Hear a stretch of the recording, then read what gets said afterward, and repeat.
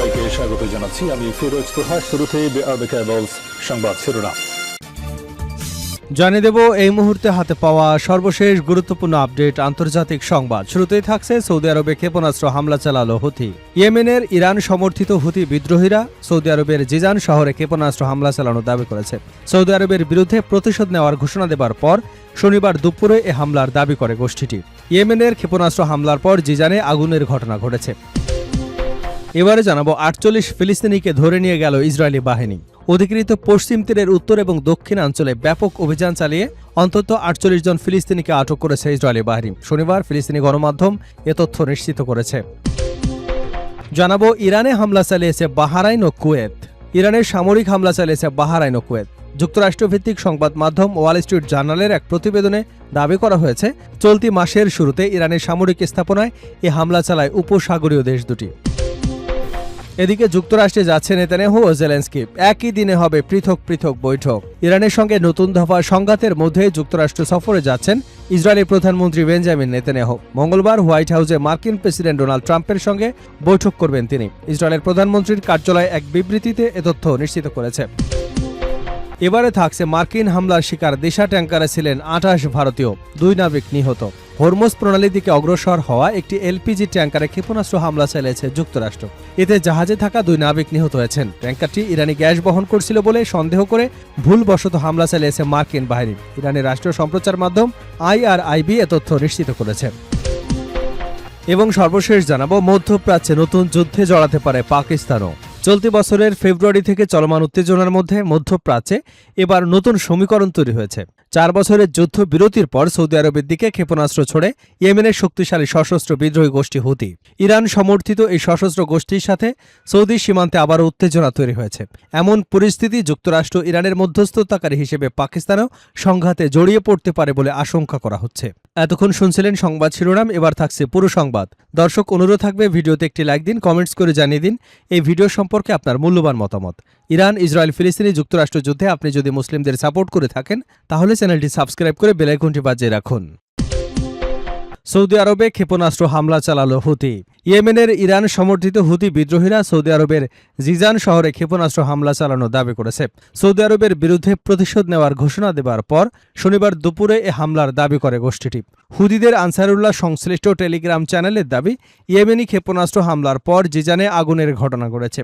এর আগে সৌদি আরব হুথিদের সামরিক স্থাপনায় হামলা চালায়। হুথিরা লোহিত সাগরে সৌদি জাহাজ চলাচলে অবরোধ ঘোষণা এবং জাহাজে হামলার পর এ অভিযান চালানো হয় বলে বিভিন্ন প্রতিবেদনে উল্লেখ করা হয়েছে। হুথিরা সৌদি আরবের ক্ষেপণাস্ত্রকে বিপজ্জনক উত্তেজনা আখ্যা দিয়েছে, বলেছে এর জবাব দেয়া হবে। এদিকে হামলার প্রেক্ষাপটে সৌদি আরবের সিভিল ডিফেন্স কর্তৃপক্ষ জিজান এবং ইয়ানবু এলাকার বাসিন্দাদের স্বল্প সময়ের জন্য সম্ভাব্য বিপদ সতর্কতা জারি করেছিল। তবে কয়েক মিনিট পরেই সেই সতর্কতা প্রত্যাহার করে জানানো হয় পরিস্থিতি স্বাভাবিক হয়েছে। যুক্তরাষ্ট্র ও ইসরায়েলের সঙ্গে ইরানের চলমান উত্তেজনার প্রেক্ষাপটে মধ্যপ্রাচ্যের সংঘাত আরও বিস্তৃত হয়েছে। একই সময় হরমুজ প্রণালীতে ইরানের অবরোধ, সাগরে হুথিদের তৎপরতা, আঞ্চলিক নিরাপত্তা ও আন্তর্জাতিক নৌপরিবহনে নতুন উদ্বেগ তৈরি হয়েছে। এদিকে যুক্তরাষ্ট্রের প্রেসিডেন্ট ডোনাল্ড ট্রাম্প বলেছেন, ইরানের বিরুদ্ধে আরও বড় ধরনের সামরিক হামলা চালানো হবে কিনা সে বিষয়ে এখনও কোনো চূড়ান্ত সিদ্ধান্ত নেননি। তবে তার দাবি, তেহরান বর্তমানে ওয়াশিংটনের সঙ্গে আলোচনার গুরুত্ব সহকারে অংশ নিচ্ছে। ৪৮ ফিলিস্তিনিকে ধরে নিয়ে গেল ইসরায়েলি বাহিনী। অধিকৃত পশ্চিম তীরের উত্তর এবং দক্ষিণাঞ্চলে ব্যাপক অভিযান চালিয়ে অন্তত ৪৮ জন ফিলিস্তিনিকে আটক করেছে ইসরায়েলি বাহিনী। শনিবার ফিলিস্তিনি গণমাধ্যম এ তথ্য নিশ্চিত করেছে। ফিলিস্তিনি সরকারি ভয়েস অব প্যালেস্টাইন রেডিওর খবরে বলা হয়, নাবলুসের পশ্চিম তীরের শহরে চলমান অভিযানে ৪০ জনেরও বেশি তরুণ ফিলিস্তিনিকে গ্রেপ্তার করা হয়েছে। এছাড়া অন্যান্য এলাকা থেকেও আরও ৮ জনকে আটক করা হয়। প্রতিবেদন অনুযায়ী ইসরায়েলি সেনারা শহরের একটি বাড়ি দখল করে সেটিকে অস্থায়ী জিজ্ঞাসাবাদ কেন্দ্রে পরিণত করেছে। একই সঙ্গে শহরটিকে চারিদিক থেকে ঘিরে রেখে বাড়ি বাড়ি তল্লাশি চালানো হচ্ছে। শুক্রবার ইসরায়েলের প্রধানমন্ত্রী বেনিয়ামিন নেতানিয়াহু এবং প্রতিরক্ষামন্ত্রী ইসরায়েল কাজ পশ্চিম তীরের বিভিন্ন ফিলিস্তিনি গ্রামে বৃহৎ পরিসরে সামরিক অভিযান চালানোর নির্দেশনা দেয়। অবৈধ হালাত গিবাদ বসতিদের কাছে এক হামলায় ২ ইসরায়েলি সেনা নিহত এবং ৩ জন আহত হওয়ার পর এই নির্দেশনা দেওয়া হয়। স্থানীয় সূত্র এবং প্রত্যক্ষদর্শীদের বরাত দিয়ে জানা যায়, অভিযানের পর নাবলুসের গভর্নমেন্টের কয়েকটি ফিলিস্তিনি এলাকায় ইসরায়েলি বসতি স্থাপনাকারীরা হামলা চালিয়ে বাড়িঘর এবং অন্যান্য সম্পত্তিতে আগুন ধরিয়ে দেয়। ফিলিস্তিনিদের স্বাস্থ্য মন্ত্রণালয়ের তথ্য অনুযায়ী শুক্রবার তেল শহরে ইসরায়েলি বাহিনী এবং বসতি স্থাপনাকারীদের হামলায় 4 ফিলিস্তিনি শহীদ হন। এদিকে ফিলিস্তিনি বার্তা সংস্থা ওয়াফা জানিয়েছে, ভোরের আগে জেনিন শহরসহ গভর্নমেন্টের বিভিন্ন শহর ও গ্রামে ব্যাপক অভিযান চালিয়েছে ইসরায়েলি বাহিনী। সেখানে বাসিন্দাদের মধ্যে তীব্র আতঙ্ক বিরাজ করছে। ইরানে হামলা চালিয়েছে বাহরাইন ও কুয়েত। ইরানে সামরিক হামলা চালিয়েছে বাহরাইন ও কুয়েত।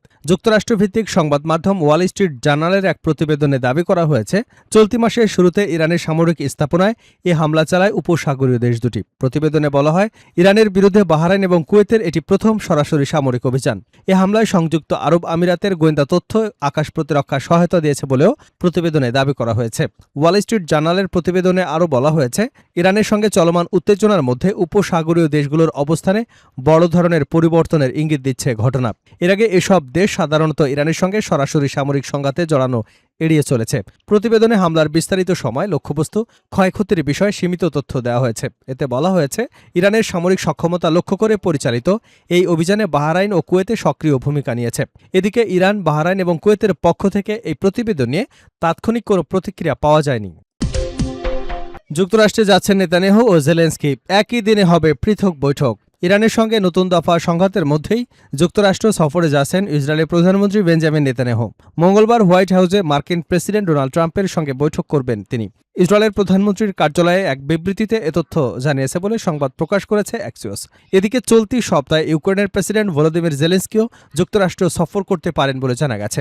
নাম গোপন রাখার শর্তে বার্তা সংস্থা এপিকে হোয়াইট হাউসের এক কর্মকর্তা জানিয়েছেন, মঙ্গলবার ওয়াশিংটনে মার্কিন প্রেসিডেন্ট ডোনাল্ড ট্রাম্পের সঙ্গে বৈঠক করবেন জেলেনস্কি।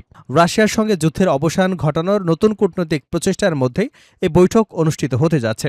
তবে জেলেনস্কি ট্রাম্পের সঙ্গে বৈঠক করবেন কিনা বা সিনেটর লিন্ডসে গ্রাহামের শেষকৃত্যে অংশ নেবেন কিনা এই বিষয়ে কিয়েভ তাৎক্ষণিকভাবে কিছু নিশ্চিত করতে পারেনি। এক্সিওসের তথ্য মতে, নতুন করে সংঘাতের মধ্যে ট্রাম্প নেতানিয়াহুর এই বৈঠকটি গুরুত্বপূর্ণ বলে মনে করা হচ্ছে। দ্বিতীয় মেয়াদে ক্ষমতায় আসার পর গত 1.5 বছরে ট্রাম্পের সঙ্গে 6 বার বৈঠক করেছে নেতানিয়াহু। তবে বর্তমানে ওয়াশিংটন ডেমোক্র্যাটিক ট্রাম্পের ঘনিষ্ঠ মহল এবং মাগা সমর্থকদের একটি অংশের মতেও নেতানিয়াহুর জনপ্রিয়তা কমে গেছে। জানা গেছে, ইরানে আবারও বড় ধরনের সামরিক অভিযান শুরু করবার বিষয়টি বিবেচনা করছেন ট্রাম্প।